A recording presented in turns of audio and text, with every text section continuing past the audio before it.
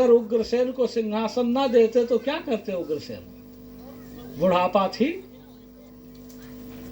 लेकिन भगवान ने ये नहीं देखा कि ये राजा है, कहा आप सिंहासन पर बैठे।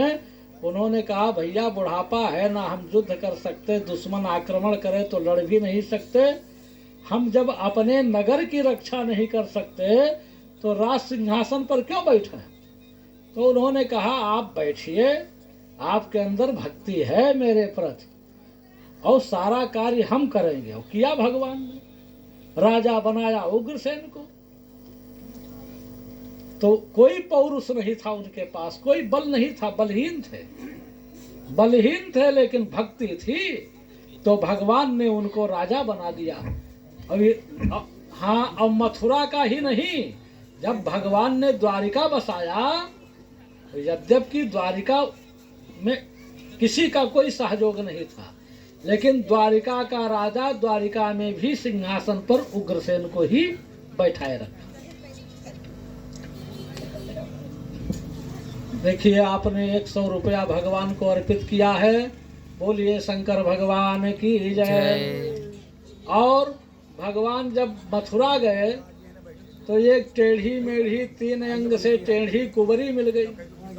कौन सी सुंदर थी वो, लेकिन भक्ति उसके अंदर इतना था कि उसने साफ कह दिया कि आज तक तो मैं कंस को चंदन लगाती थी, आज से मैंने वो काम बंद करेगा, तुम्हें चंदन लगाऊंगी। एक हिसाब से देखा जाए तो राजद्रोह है, उसकी हत्या राजा करवा सकता है, लेकिन भगवान को देख करके, भगवान के बल पर उसने, अब ये चंदन कंस को नहीं मिलेगा, अब ये आपको, उन्हीं को लगा दिया। भगवान राम कृष्ण को, बलराम जी को, कृष्ण को वापस लौट आई घर। देखा जाएगा, जब राजा जो देखेंगे होगा, जो होगा देखा जाएगा। तो भगवान उस कुब्जा को वो गति प्रदान किए। भाई रूप भी कोई सुंदर नहीं था, इसलिए भगवान को रूप अरूप से कोई लेना देना नहीं, भक्ति चाहिए।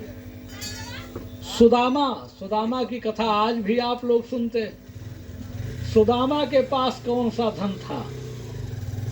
हाँ, उनसे धनी तो आज के लोग हैं, कम से कम आते हैं, केला सेब संतरा फल फूल खूब चढ़ाते भगवान को।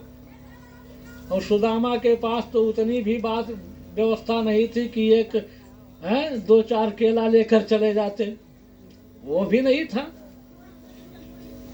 4 घर से चिवड़ा मांगे, चाउर मांगी उनकी पत्नी, वो भी कोई किसी रंग का रहा होगा कि किसी रंग का, वो लेकर पहुंच गए। तो भगवान ने तो धन नहीं देखा। बड़े बड़े धनी वहां खड़े थे, सोने के थाल में बढ़िया बढ़िया हीरा जवाहरात मेवा मिष्ठान वस्त्र आभूषण लेकर खड़े थे, लाइन लगाए थे दर्शन के लिए, पता नहीं कितने घंटे से। और सुदामा गरीब दरिद्र ब्राह्मण गरीब पहुंचे, कोई धन नहीं था भेंट के लिए, कोई सुंदर वस्तु भी नहीं थी, कोई कपड़ा भी बढ़िया नहीं था, रूप है, लेकिन भगवान दौड़ करके उनको उठा करके ले गए, अपने पलंग पर बैठाए। ये सब उदाहरण है।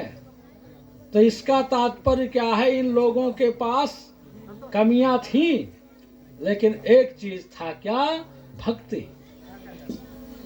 तो भक्ति से केवल भगवान प्रसन्न होते हैं, और भक्ति ही भगवान को प्रिय है।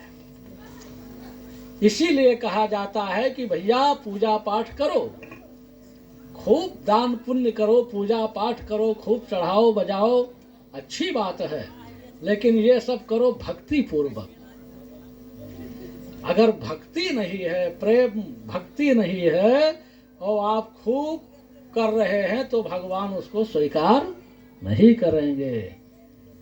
इसीलिए कहा गया है कि भैया भक्त बनो। तो भक्त बनने का पहला सीढ़ी क्या है? गुरु बाबा से मंत्र ले लो, भक्त बन जाओ। जिस दिन आपने मंत्र लिया, दुनिया में आपको भक्त कहा जाने लगा कि अब तो ये भगत हो गए। अब ये तो अभी पहला कदम है, अब भक्ति बढ़ती जाए तो भागवत भगवान का ही रूप है भागवत, वो आपके घर पहुंच जाएंगे। अब वो ये नहीं देखेंगे कि आपके यहाँ व्यवस्था सुंदर है कि असुंदर है।